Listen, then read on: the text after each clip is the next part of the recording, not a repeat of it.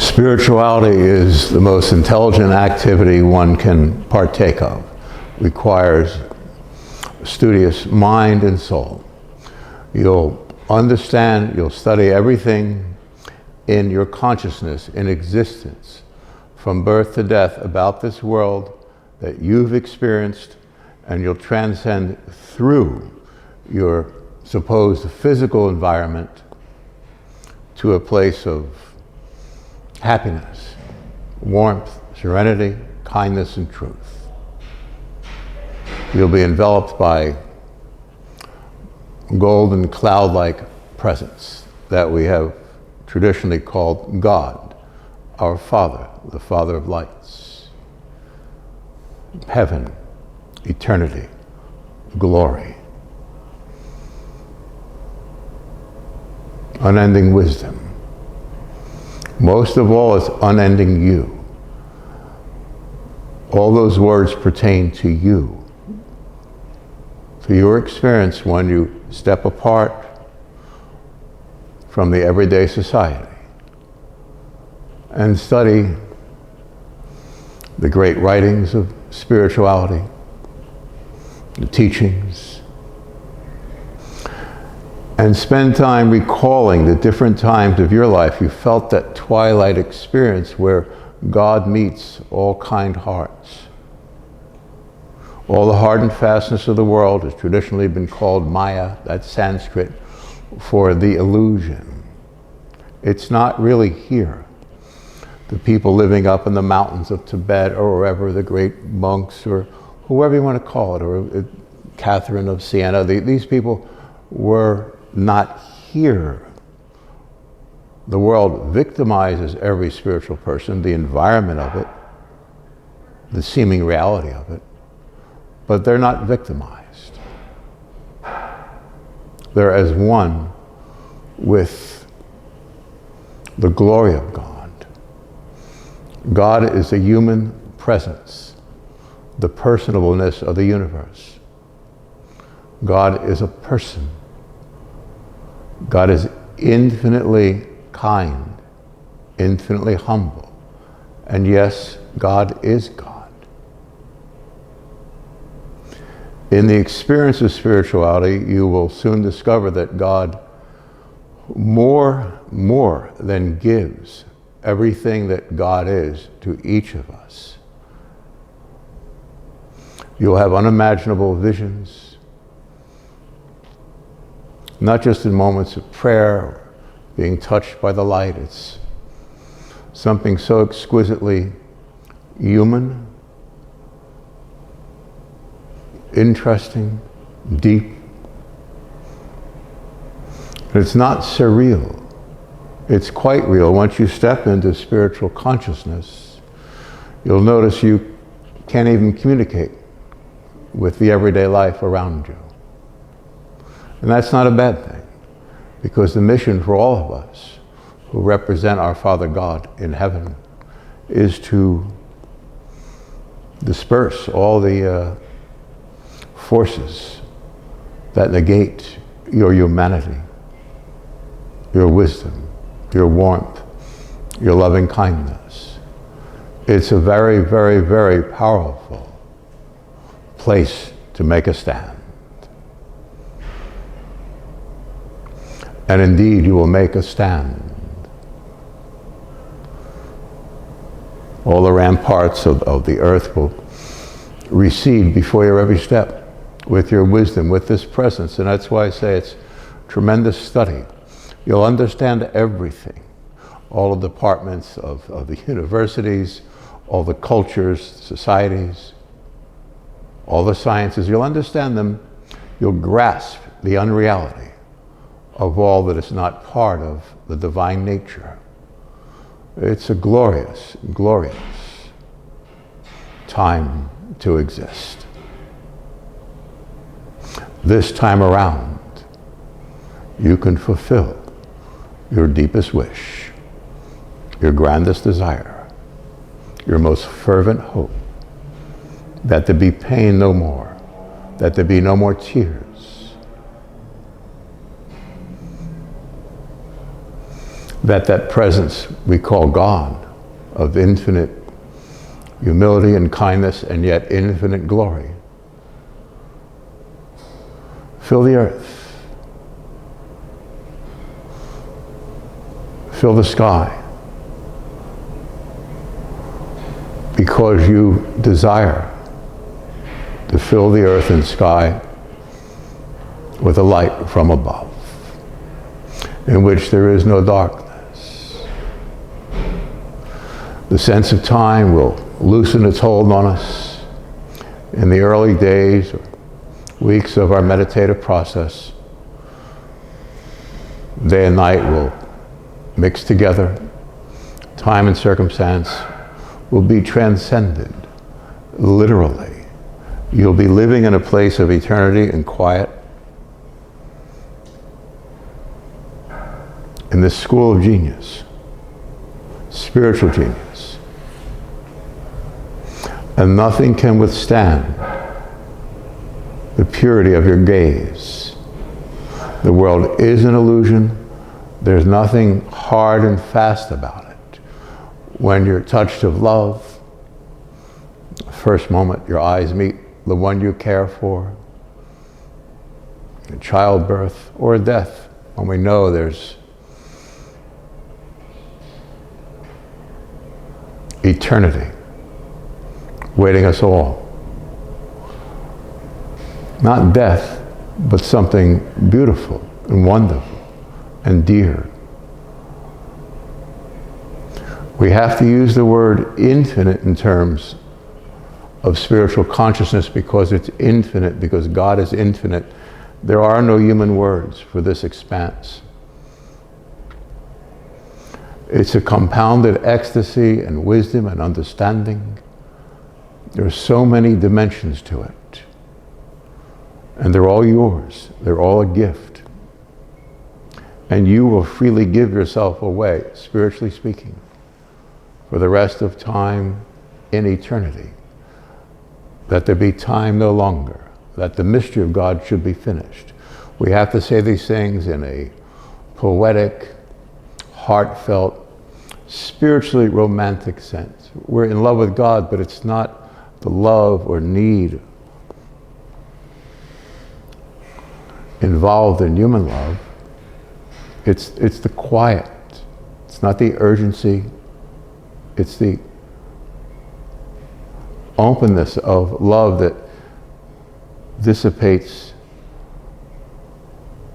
like 100,000 clouds of just a misty, misty morning when all is well, at first light. And in that dawn, in that hour, you'll see him, the only God. You'll know him, your only God. You will become as God is. That's what spiritual consciousness offers. And the reason I say we'll study and understand everything in the world, because everything in the world will start collapsing in on you, because this illusion has a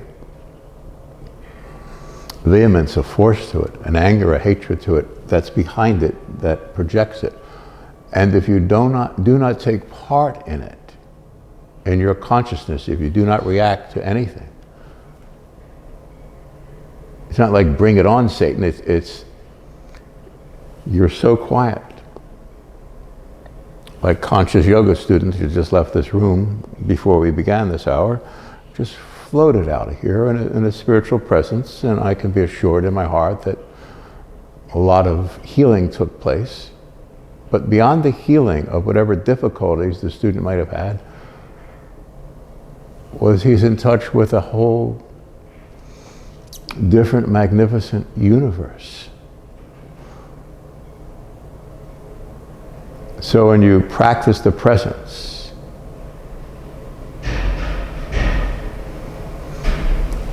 it's not like a religious Sunday morning. Your church is from dawn till dawn. Your heart never closes. Your mind is awake. Your mind is supplanted by a most wondrous presence. So decent, so true, so pure. You'll heal many, many, many. You'll care, you'll love, you'll pray, you'll meditate and contemplate, but most of all, you'll hide it. Because along with all the spiritual people that ever have, we have one, that have ever lived, we have one problem in our persona. We are too humble. And no one could possibly understand that in the midst of that center of humility and within us, that contrite nature we have, that's God being humble inside of us.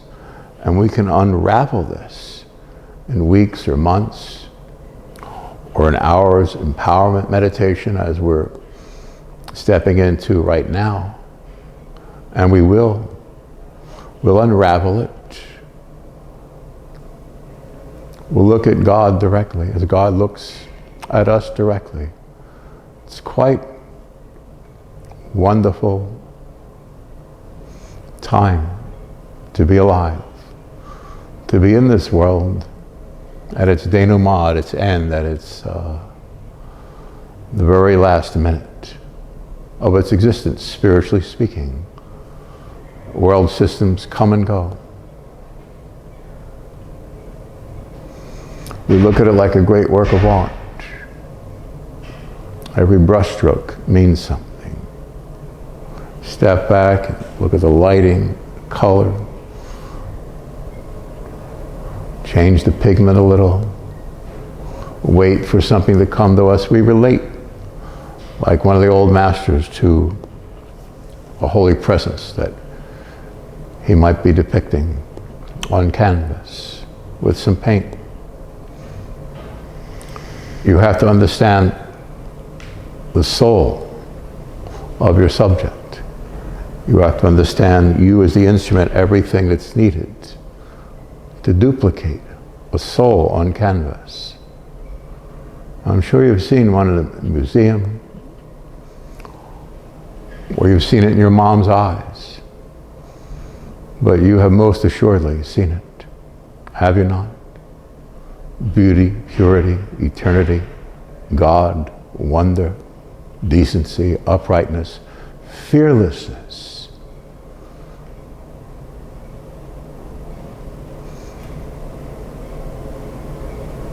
Being comfortable in your own skin is what spirituality brings us. And once we're there, we transcend everything and we don't react to anything. It's tremendous courage to be quietly aware of one's own perception, to perceive one's own perception. And that's what illumination, the spiritual experience of being part of God, brings us. It's spectacular. It's good. It's eternal. It's forever. It's for you.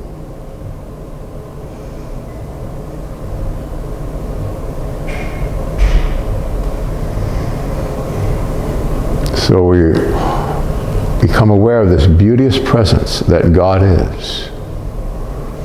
And we look at the world as it is, that's called the illusion, and realize that it never was.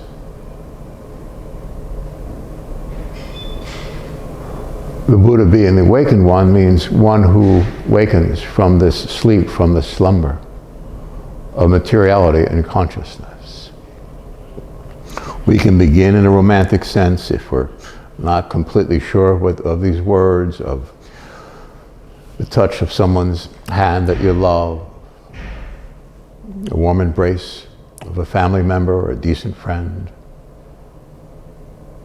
even a gourmet meal,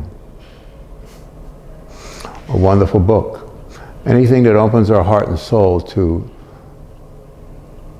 the possibilities. There are no problems in this spiritual landscape. There's only an openness. And it's in gradients that this openness becomes more and more infused with a happiness, indefinable. But it's very real and very interesting, and it's very conscious, and you're aware of the humanity of eternity.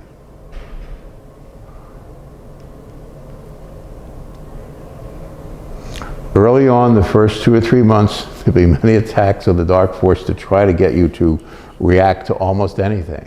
And a lot of it's very grotesque, and it's always going to be wonderful fun for you, because you'll realize everything that's been said about the world being illusion, that it's projected by this one little force called Satan, is true. And when you see that, it's just wonderful. Then you'll feel like a great soldier on the battlefield who only knows the next step towards the enemy. There's no fear. You're just doing the right thing so that you can protect civilization. It's quite wonderful to be in love with God. And again, not the passion or the urgency or need of love. It's something so wondrous. That's why I talked about great art. I remember seeing El Greco of painting from 1510 in the museum in the city, the Palace of Legion of Honor, and it was of John the Baptist, and it's very large and just, you can't move. Every square inch of the painting says something else. And if you look at the color, that says something else. The lighting, something else. If you look at the actual figure, that says something else. That's what great art is. You are the greatest art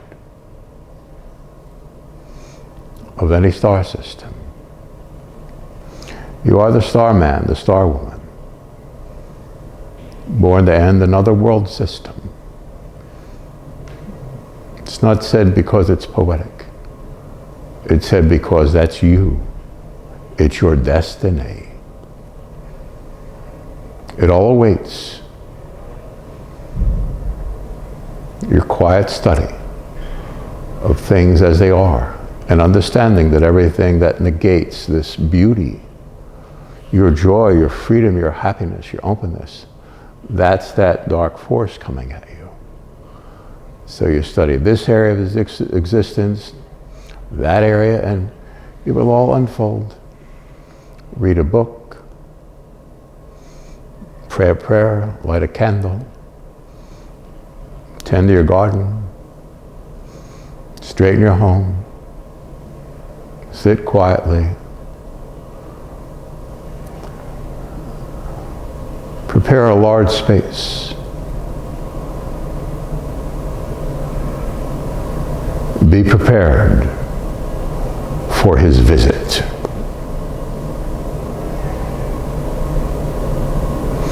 You're his, he's yours. You're a valiant figure in eternity. You're here to end all the pain and all the madness and all the stupidity on behalf of our Father God, for all of our friends and loved ones.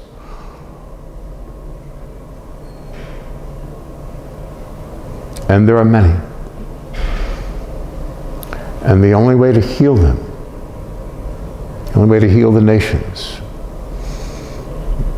I have an instant number of dear friends I can think of right now that are still incarnate, as it were, and they all have different problems. I can't really help their personal life as much as I would want to, and I know they all feel that, because the world itself is the problem, and it's in consciousness. And if we end what seems to be, then we'll know him, the only God, and you, his very best friend. For from time to time he speaks to us. And when he does, it's as though we're the only person in the world. Because to God, we are the only person in the world Understand what's being said. The universe is a person. It's the person of God. It's the person of you. This experience called nirvana, enlightenment, the beatific vision, it's a vision of God, but God is infinite kindness, infinite love. You will experience infinite, there are no other words. It's a compounded ecstasy. If we think of the sun as a radioactive device, the fistful of the sun would weigh like as much as a mountain, because it's a radioactive device. It's compressed within itself. So if you had a photon of light at the center of the sun, it would take 286,000 miles a second. No, it won't. It'll be 150 years for it to go from the center of the sun to the surface, because it's a compounded, it's pressure. This being said, the ecstasy, the joy, the happiness, the wisdom you'll feel, and yet you'll be so humble around people. You'll understand other universes, but they're all spiritual, with the exception of this world and some other world systems kind of connected to it they are the longest stupid bench in any star system. This does not exist, and it does not need to exist. That's where you come in. Please understand the purity, the decency, the wholeness of your being. You're meant to have a transparent persona, in that transparent in and through this world, and then through these cracks and fissures in your consciousness that won't take it anymore, the light itself of glory will shine through to one, to all, to every. There's nothing wrong with you. There's everything right with you. You owe no one money, allegiance, or time. And this magic, courageous force within you, that's traditionally been called faith. It's the direct experience of Almighty Everlasting God.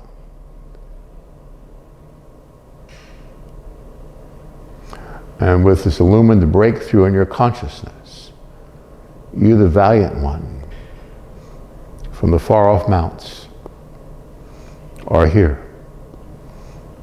Not just to shake it all with thunder, to shake it out like an old moth-bitten blanket.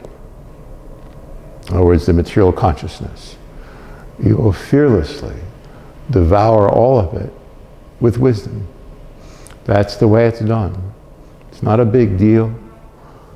It's just something we do as spiritual presences. And then we go on to the next star system, universe, whatever.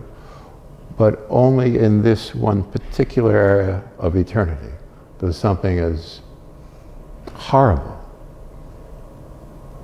as that which we call evil exist. And it does not really exist when you're illumined. But insofar as we have brothers and sisters caught in the web of it temporarily, we're here to shake it out, to demystify those things that are heavenly, and to share them, to provide them with all of our heart and soul to all those we love, to all those we find worthy. And everything else will be the illusion. This will make sense in your awareness as you step into it, as you break the spell. Just in understanding what's been said so far means that you have the wisdom within you to see through it all, and you do, don't you? There's nothing wrong with you, is there? Even the sense of time will go up in smoke, and you'll see God as God is. It's quite wonderful. It's a good day. You're a good presence. You're a great soul. You're a decent human being. You're quite intelligent and aware. God knows. Saying that means that any of the forces at you since you were a child that tell you you're not good enough at this or that, the other, it doesn't matter about any activity of the world. It does not matter about any activity in the world, including love. It's transcendent of love itself. It's the other end of the rainbow. It's a perfect consciousness. It's a perfect you. Isn't it you?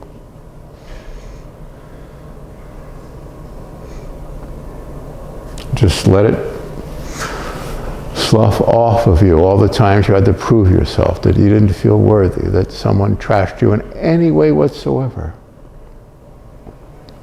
Sit down, write,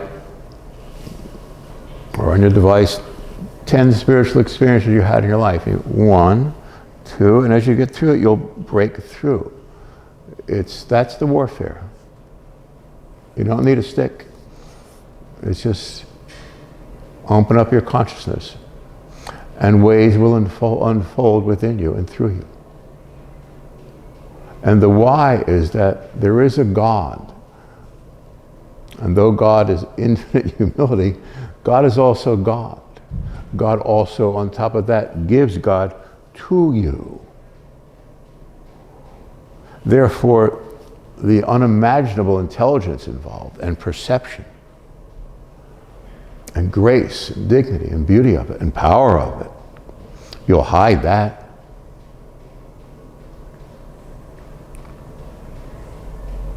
Will transcend everything.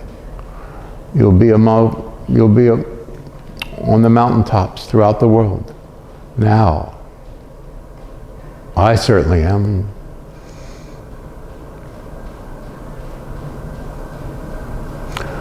You must be, you will be, because in the beginning, before this insanity began, you were the mountaintops.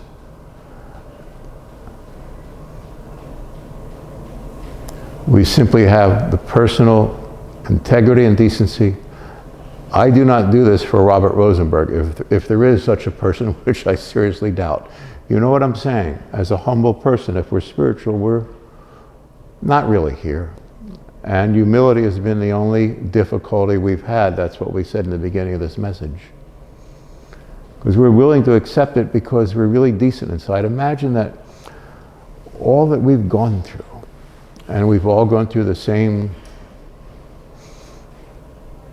attacks, whether sporadic or constant in our life, that take our dignity, our humanity, our sense of personal power from us.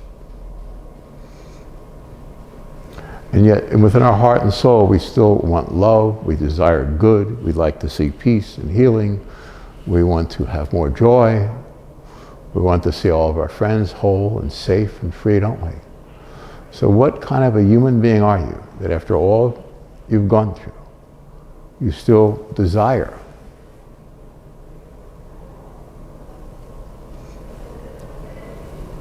that righteousness will be the outcome, that happiness, personal honor, and integrity will fill all hearts. So you've accepted it out of kindness and humility, and this empowerment today is about understanding that if we get to that basic perception in our heart, we've allowed this thing to come at us, on us, and paint us with some very vile-looking colors, and now we can step through it like a great art restorer would do. You have to get the same pigment, the same sense that the artist had of his figure. You have to know the canvas, the time and place and the meaning to replace that which has been damaged by time or circumstance. So as we endeavor to understand our own consciousness of all that's transpired from birth to this moment, We unravel the causes, the reasons, the traumatic incident, series or web we might have about us, knowing that God himself will be with us every moment, every second, to reveal ourselves to ourselves. Does that make sense? Because we're actually dealing with the God of eternity, that is God, that's in your heart, that is your heart. For we wrestle not with flesh and blood, but with powers and principalities and darkness in high places. So we'll unravel all the dark networks, existence around about us and in the world, and we'll be free.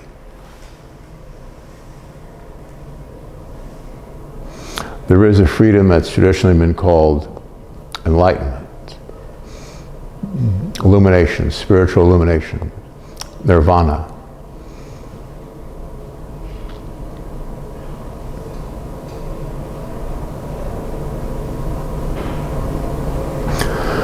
And that's held back by none, from none. It is ours. It's not for a particular spiritual figure we're aware of, or for some tribe, or culture, or practice. It's for the human being inside you, that out of humility you've allowed to remain locked, because you have so much to give, so much to express, don't you?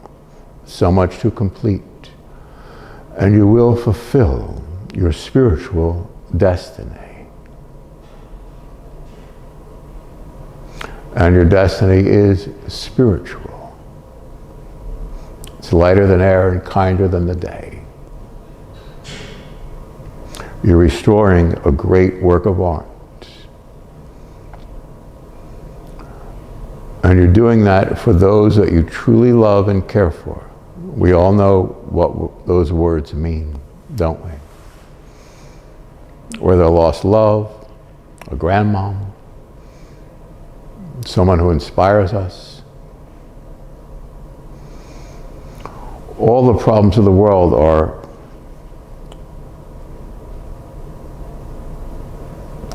have one ingredient, and that is Satan, the dark force of the world.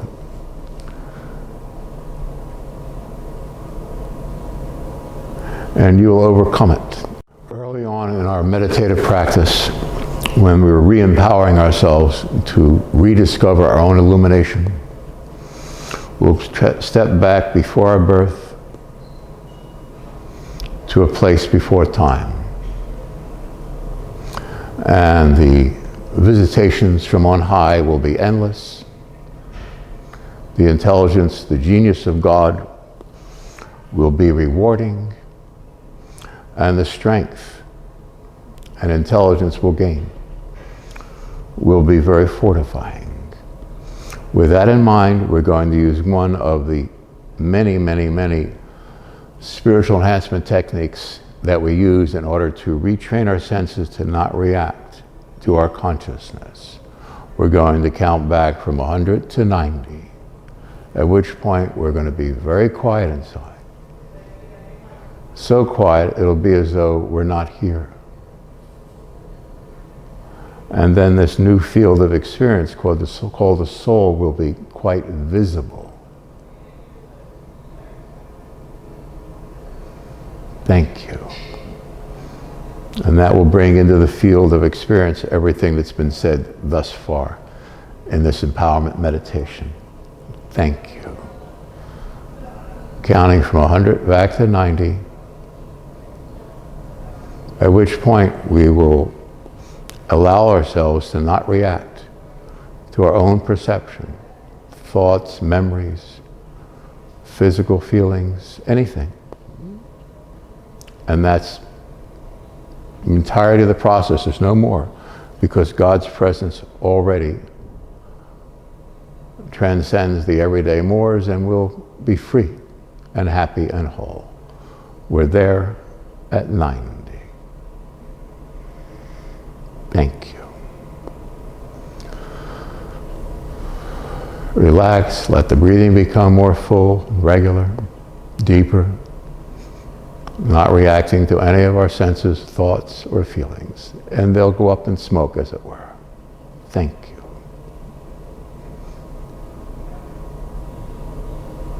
$100.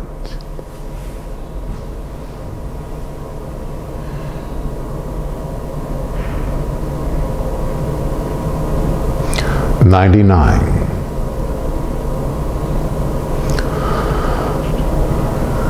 $98.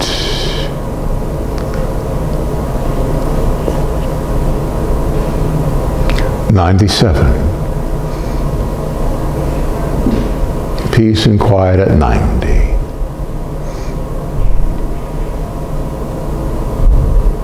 $96.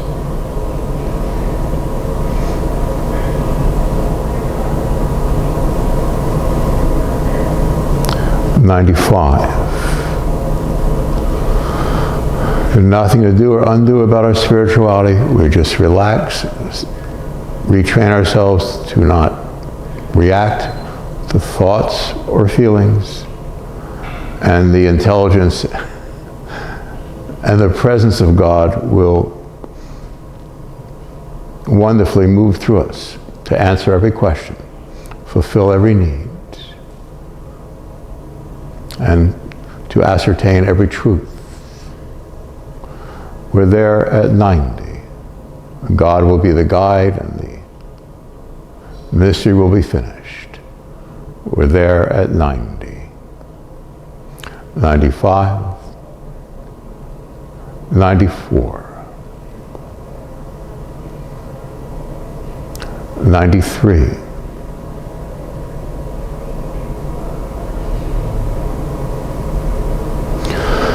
92.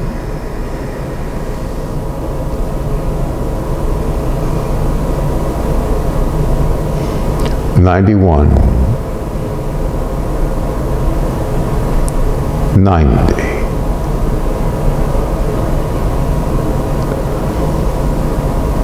Thank you.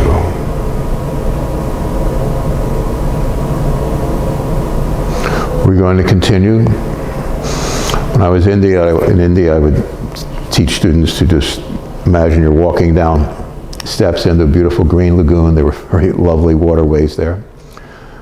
In your mind, and I would go from 100 to 90, at which point you're just stepping into the lagoon, and then you float on off to eternity. Simply saying there are so many different magical ways to bring ourselves there, and this is one of many. And now we're going to continue. We're going to go from 90 to 80, at which point we're going to wake up one morning 3 months from now, after having practiced some daily time of meditation, reflection, of empowering ourselves to remember what's being said in this message. Thank you. We wake up one bright morning and see what it feels like after having fulfilled our spiritual needs and reminded ourselves of the absolute truth of our spiritual nature. Thank you. We're there at 80.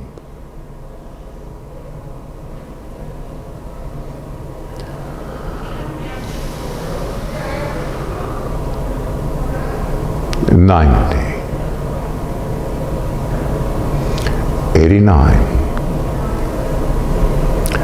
88. 87.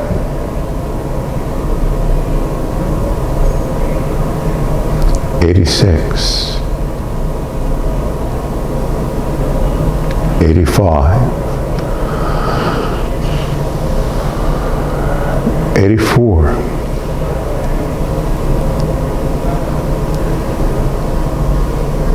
83.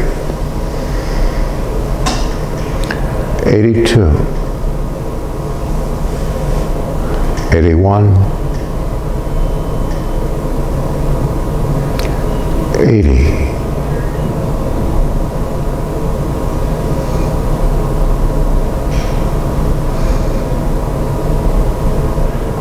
We now understand we are a spiritual presence. We're not our body. We're not related to the material world. And in a few short months, in a year or two, you will simply not exist.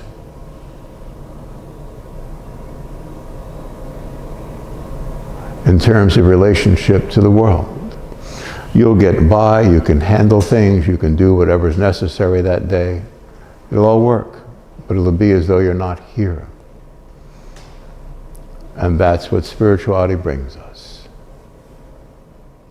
Thank you.